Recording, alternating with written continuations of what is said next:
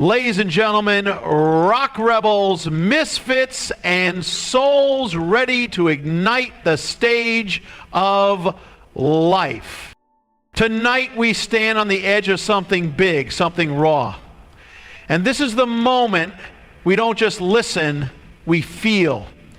Because deep inside we know, let it end, let it hurt, let it heal, let it go. Let's talk about endings. Every chapter, every verse, every note in our lives has its finale. The curtains fall, the music fades, but don't be fooled. The end is not defeat. It's a clean slate, an opportunity to rise from the ashes. The ending, the closing of a door, it's not to mourn, it's to break free from chains. But before that freedom comes, we need to feel. Yes, it will hurt. There's no sugarcoating it. You've been through hell, you've tasted the bitterness, you felt your spirit crack, your soul shatter. It's raw, it's real, let it hurt. Don't hold back. Scream, shout. Let the agony of the past echo through your veins. It's in the pain that we find power. It's in the storm that we build our strength. Life is full of transitions, and each one can feel like a shift in the ground beneath us. It's easy to hold on to the past, to cling to something familiar, even when it's no longer serving us. But what we often forget is that endings are not the endings we make them out to be. In fact, they are some of the most powerful moments we'll ever face. Endings are invitations, invites to evolve, to step forward, and to break free from what no longer aligns with who we are becoming. Embracing an ending is often the first step in finding a new path, one that we can walk with renewed purpose. When we think of an ending, we might automatically jump to thoughts of failure or loss. After all, society tends to glorify beginnings, new relationships, new jobs, new chapters. But the truth is that nothing lasts forever. Every phase of life eventually gives way to the next. What we perceive as an ending might actually be a powerful opportunity for transformation. It's easy to look at a job that we've lost or a relationship that has come to an end and feel like we've been dealt a heavy blow. But rather than running from the discomfort that accompanies these moments, we can shift our focus toward what we can learn from them and what possibilities lie on the other side of this pain. An ending could be a loss of something that once held immense value, or it might simply be the end of a chapter we no longer wish to be part of. Perhaps it's a dream that no longer serves us, or a path we once thought was ours to walk but now realize isn't leading us where we want to go. And while it's okay to feel grief or disappointment, it's equally important to remember that these endings are the seeds of new beginnings. Each time something comes to a close, it leaves an open space for something else to enter. Allowing ourselves to embrace the end rather than resist it requires a shift in our mindset. We must recognize that even if something comes to an end, we have the power to decide what comes next. We are not victims of our circumstances. We are creators of our future. We can choose to see an ending as an opportunity for rebirth, a moment when we can clear the slate and begin again, this time with more clarity, wisdom, and strength. But before we can fully embrace the new, we must allow ourselves to feel the pain of the ending. This can be one of the hardest things to do. It's natural to want to avoid pain, to shove it down or look for ways to numb it. But pain in its purest form is not the enemy. It's the reaction to pain that often leads us astray. If we resist it, it becomes something that controls us. But if we allow it, we transform it. Pain is a powerful teacher. It's not something we can simply push aside without consequence. The discomfort that comes with loss, change, and transitions is meant to be felt, to be experienced in its fullness.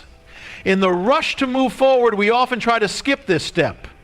We tell ourselves we're fine, that it's time to move on, when in reality, we're burying parts of ourselves. We've all experienced that feeling of wanting to get over it as quickly as possible. Maybe we try to distract ourselves with work, relationships, or any number of things that take our minds off the hurt. But the reality is that until we fully experience the pain, it won't leave us. It will sit inside, eating away at us quietly until we finally confront it. In this truth, it is learning to live with the senselessness at its best. Allowing pain to be a part of our experience doesn't make us weak. In fact, it's one of the most courageous things we can do. It means acknowledging that we are human, that we have depth, and that we are capable of enduring what life throws our way. Pain doesn't make us less, it makes us more. It's the raw material that transforms us, that shapes us into something stronger and more resilient. The act of sitting with the pain, feeling it in its most intense form, and then moving through it with grace and courage allows us to come out the other side in a place of greater strength. We cannot heal what we do not feel. Healing begins when we allow the emotions to surface, when we give ourselves permission to feel sadness, anger, frustration, or fear. In those moments, we might want to shut down, to look away from the mirror that reflects our vulnerability. But that vulnerability is where the magic happens. It's when we stand in the face of our pain, honor it, and learn from it that we begin to heal. The path to healing is never linear. It's messy, unpredictable, and filled with moments of doubt. We might have days when it feels like the pain will never end, when we question if we'll ever feel whole again. But the more we allow ourselves to feel, the more we understand that healing doesn't mean erasing the hurt. It means integrating it into who we are in a way that allows us to move forward with more strength, clarity, and insight. Listen, healing then is not about forgetting, it's about transforming. We heal when we shift our perspective, when we look at the hurt and say, you won't define me, but I'll carry you forward as part of my story. When we heal, we don't erase the pain, we learn from it and grow stronger because of it. The scars we bear become the badges of honor that show us we've endured, that we've lived through something and come out on the other side. And it's also crucial to remember that healing takes time. Just as we don't rush through the pain, we don't rush through the process of healing, it can't be forced or faked. But with patience, self-compassion, and the willingness to allow ourselves to feel, the healing will come. Once we've allowed the pain to have its place in our lives, the next step is letting it go. This doesn't mean that we forget what happened, but it means releasing the hold that the pain has over us. Letting go is about freeing ourselves from the burden of carrying past hurt and learning to move forward without being shackled by it. It's about releasing resentment, anger, and regret, the things that keep us stuck in the past. You know, letting go is essential to living a full and free life. It's like the moment after a storm when the clouds begin to part and the sun breaks through. It's the final release. The moment when we free ourselves from what has been holding us back. It's a choice to stop looking over our shoulder at what's behind us and to focus our energy on what lies ahead. To truly let go, we must first accept the reality of what happened. This acceptance doesn't mean approval, nor does it mean we condone what caused us pain. It simply means that we no longer allow it to control us. When we release the grip that the past has on us, we are finally free to create something new, something beautiful, something that is not defined by the mistakes or the suffering we've endured. Letting go also means trusting ourselves. It means trusting that while the past may have shaped us, it no longer has to dictate who we are or who we are becoming. We have the power to define our own future, to choose what we carry forward and what we leave behind. Letting go is an act of self-liberation. It's about recognizing that we are worthy of peace, joy, and freedom from the weight of past pain. The journey to embracing endings, feeling the pain, healing, and letting go is not for the faint of heart. It's a path filled with challenge and discomfort. But it is also a path that leads to unimaginable growth. Each step forward, no matter how difficult, brings us closer to the version of ourselves that is capable of living fully, loving deeply, and standing strong in the face of whatever comes next. So as you move through the twists and turns of your own life, remember, it's okay to let things end. It's okay to feel the pain. Allow the hurt to teach you, to mold you into something stronger. Heal. And then when you're ready, let it all go. Release the weight of the past and step boldly into the future. Because it's in this freedom that you'll find your true power. Healing is a complex and deeply personal process. It doesn't come with an instruction manual, and often it doesn't even come with a clear timeline. There is no one-size-fits-all method for healing, and sometimes it can feel like the wounds we carry will never truly mend. But the truth is that healing, when approached with the right mindset, is possible. It begins with acceptance.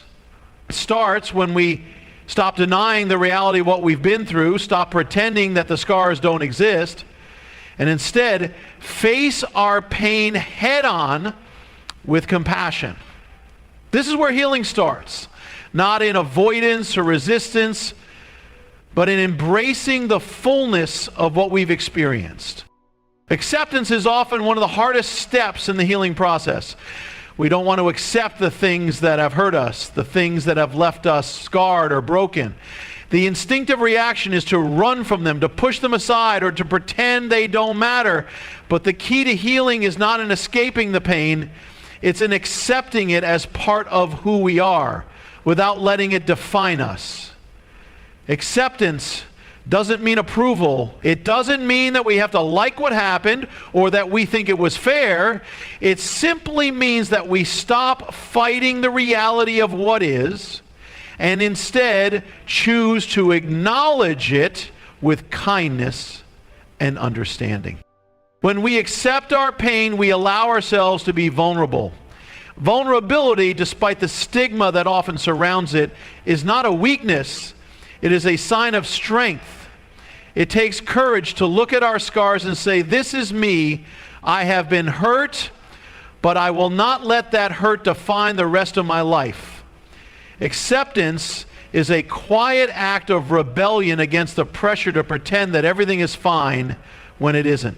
It's a declaration that we are worthy of healing, that we are worthy of peace, and that we are worthy of the time it takes to fully recover from our wounds. It's the acceptance requires us to let go of the notion of perfection. We live in a world that often values the image of strength that comes from never showing weakness. But the truth is that no one is immune to hurt, and no one is immune to life struggles. The sooner we come to terms with the fact that pain is a universal experience, the sooner we can allow ourselves the grace to heal. Healing is not about erasing the hurt. It's about learning to live with it, to integrate it into our story, and to move forward with the knowledge that we are more than our wounds. One of the most powerful things about acceptance is that it gives us permission to heal at our own pace. Too often we try to rush through the healing process. We want to move on quickly to put the pain behind us because the idea of facing it seems unbearable. But healing is not a race.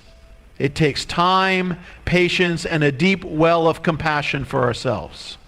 The process of healing can feel slow, and there are moments when it may seem like we'll never be over the hurt.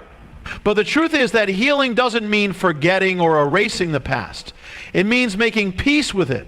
It means accepting the reality of what happened without judgment or resistance. The beauty of acceptance is that it allows us to stop fighting against ourselves. The more we resist the hurt, the more power we give it over our lives. When we accept our pain, we take the power back. We no longer allow our wounds to control us or to dictate our future. Instead, we choose how we move forward, choosing to let go of the weight of the past and create a new story for ourselves. Acceptance is not about giving up. It's about giving ourselves permission to be human. It's about allowing ourselves to feel all of the emotions that come with healing. The sadness, the anger, the disappointment, and knowing that it's okay to feel them.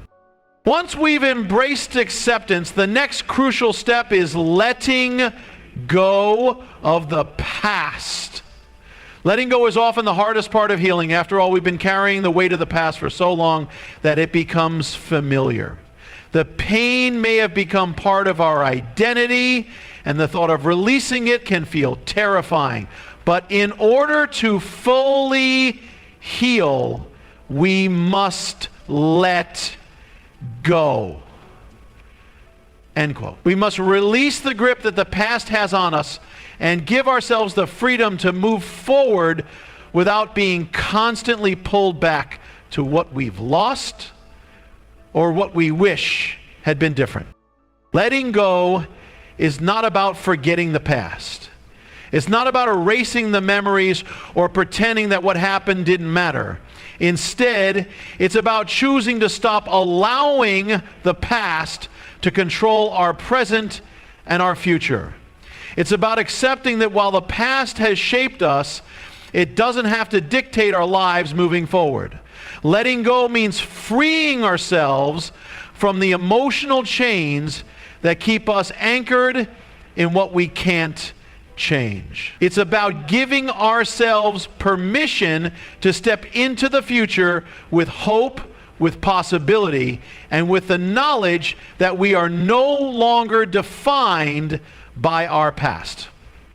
Letting go requires us to release the expectations we've placed on ourselves. We often hold on to the idea of how things should have gone, what we should have done, what others should have done, and what we should have been able to control. But the truth is that there are things beyond our control. We cannot change the past, and we cannot force people to behave in ways that we want them to. Letting go means accepting that not everything can be fixed, and that's okay. It means relinquishing the illusion of control and learning to trust that we are resilient enough to handle whatever comes our way. One of the most difficult parts of letting go is relinquishing anger and resentment. When we've been hurt by others, it's easy to hold on to feelings of bitterness. We may feel justified in clinging to that anger, thinking that by holding on to it, we're somehow keeping the power. But in reality, it's the anger that holds us back. When we hold on to resentment, we keep ourselves tied to the past. Letting go of anger isn't about excusing the actions of others.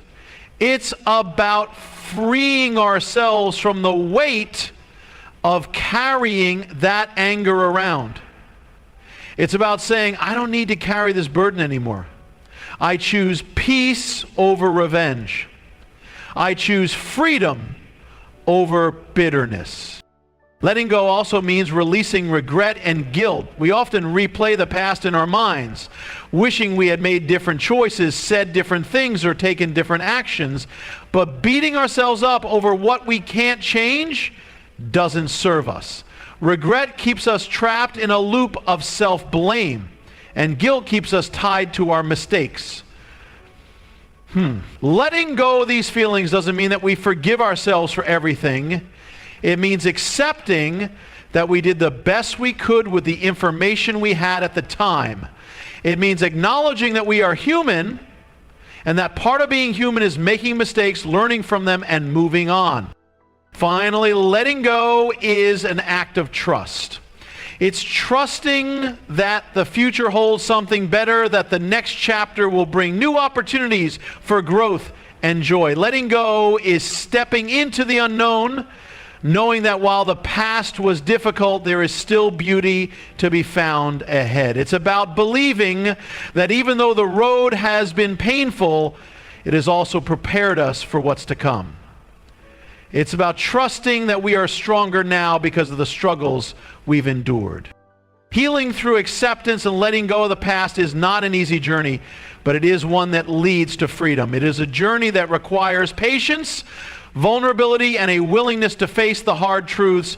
But in the end, it's a journey that brings us to a place of peace where we can finally let go of what no longer serves us and embrace the future with hope and courage. Letting go doesn't mean giving up. It means making room for something better. It's about finding the strength to release what we can't change, and in doing so, finding the freedom to move forward into a new chapter of our lives. What I will tell you is that unless you truly release, resilience and power are often viewed as the qualities that allow us to endure through difficult times. But they are so much more than mere endurance. They are the forces that drive us to rise from the ashes, to rebuild ourselves from the broken pieces of our past, and to emerge stronger and more capable than we were before. Resilience is not about avoiding pain or challenges. It's about facing them head on, learning from them, and using them as the fuel to become a more empowered version of ourselves. It's about having the courage to stand tall in the face of adversity, knowing that while the storm may shake us, it cannot break us. The truth is, life is not always kind. It's filled with unexpected twists, losses, and moments that threaten to knock us off our feet. At some point, we all face hardship, whether it's the end of a relationship, the loss of a loved one, the failure of a dream, or even a personal crisis. And in those moments, it's easy to feel like we'll never recover. But the human spirit has an incredible ability to bounce back, to adapt, and to find strength, even in the most challenging circumstances. This is the essence of resilience. Resilience isn't a trait that we're simply born with. It's something that we develop over time, often in response to life's challenges. It's the result of facing adversity and choosing to keep moving forward even when it feels like the world is pushing against us. It's the ability to acknowledge our pain, to sit with it, and to eventually rise from it stronger and more determined. Resilience is the refusal to be defined by our struggles. Instead, it's the decision to define ourselves by how we rise from them. What makes resilience so powerful is that it isn't just about surviving hardship. It's about using those experiences as opportunities for growth. Each challenge we face teaches us something new, whether it's about our own strength, about the world around us, or about the people we choose to share our lives with. Resilience is not just about bouncing back to where we were before. It's about bouncing forward, creating a new version of ourselves that is wiser, more compassionate, and more determined than before. The power that comes from resilience lies in our ability to face the unknown, to step into the uncertainty and trust that we will find our way. It's the belief that no matter what life throws at us, we have the inner resources to handle it. This power doesn't come from avoiding difficulty or shielding ourselves from pain. It comes from knowing that we are capable of facing whatever comes our way, no matter how daunting it may seem. True power is not about control. It's not about forcing life to bend to our will or manipulating our circumstances to fit our desires. Instead, true power lies in our ability to adapt, to flow with the challenges that life presents, and to find our own strength in the process. Power comes from the ability to hold our ground in the midst of the storm, to remain steady in the face of chaos, and to trust that we are capable of weathering even the most difficult of times. But resilience and power are not just about how we respond to external events. They are also about how we respond to ourselves. How do we treat ourselves in times of hardship? Do we beat ourselves up for our mistakes? Or do we show ourselves compassion and understanding? Do we allow our struggles to diminish our self-worth? Or do we use them to fuel our growth and evolution? This is where living fully comes into play. To live fully is to embrace all aspects of life. The highs and the lows, the triumphs and the setbacks, the joy and the pain. It's about understanding that life is a series of experiences, and each experience, no matter how difficult, has something valuable to teach us.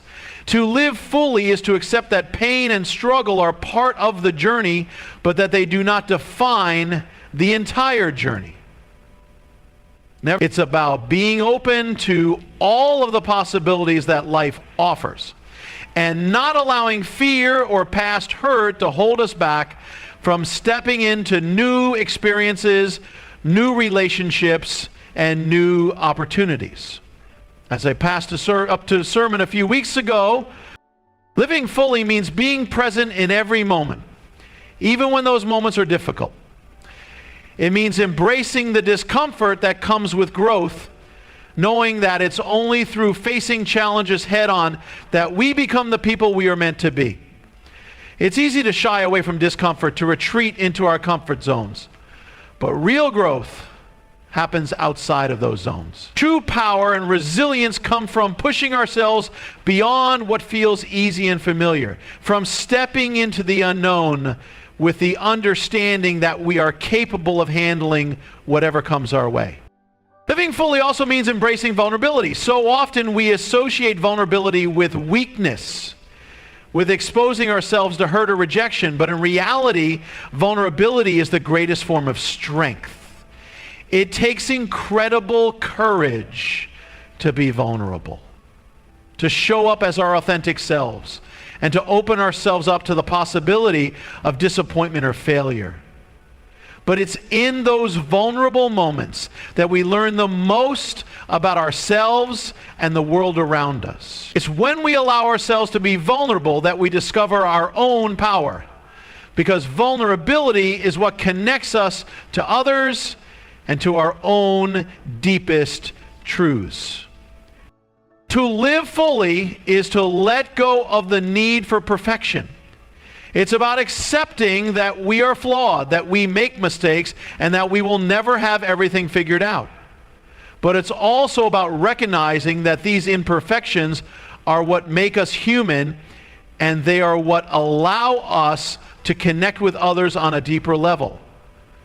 Perfection is a myth, and the pursuit of it only leads to frustration and disappointment. To live fully is to embrace the messiness of life, to celebrate the highs and the lows, and to trust that we are exactly where we need to be, even if the road isn't always straight.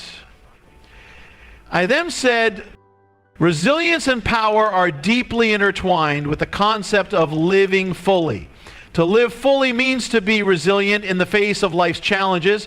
It means embracing the difficulties that come our way, knowing that they are not obstacles to our happiness, but opportunities for growth.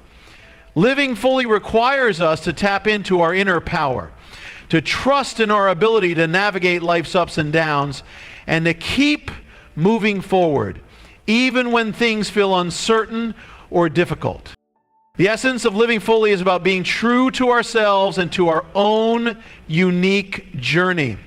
It's about recognizing that we are not defined by the hardships we faced, but by how we respond to them. We are not victims of our circumstances. We are the authors of our own stories. And while we can't control every event or situation that comes our way, we do have the power to control how we respond to them. We have the power to choose how we move forward, to choose resilience over defeat, power over fear, and growth over stagnation. To live fully is to recognize that every moment is an opportunity to step into our own power. It's about embracing the challenges, the joys, and the complexities of life with an open heart and an open mind. It's about trusting that we are capable of handling whatever comes our way, and knowing that with each experience, we are becoming more of who we are meant to be. Hashem. So what does it mean to live fully? It means having the courage to face life with all its ups and downs, to embrace our struggles as opportunities for growth, and to recognize that our true power lies in our ability to rise again and again, no matter how many times we fall. Living fully is about being present in each moment, about embracing vulnerability, letting go of perfection, and stepping into the unknown with confidence. It's about living with purpose, passion, and authenticity. It's about realizing that we have the strength to weather any storm and the power to create a future that is beyond our wildest dreams. Abata. Resilience and power are not just qualities that help us survive. They are the forces that enable us to thrive. They are the tools that allow us to live fully, to be present in our own lives, and to create a future that is rich with meaning, possibility, and growth. Life is not about avoiding difficulty. It's about embracing it and using it to fuel our evolution. So step into your power, face the challenges ahead, and live fully. The world is waiting for you to show up as your most authentic, powerful self.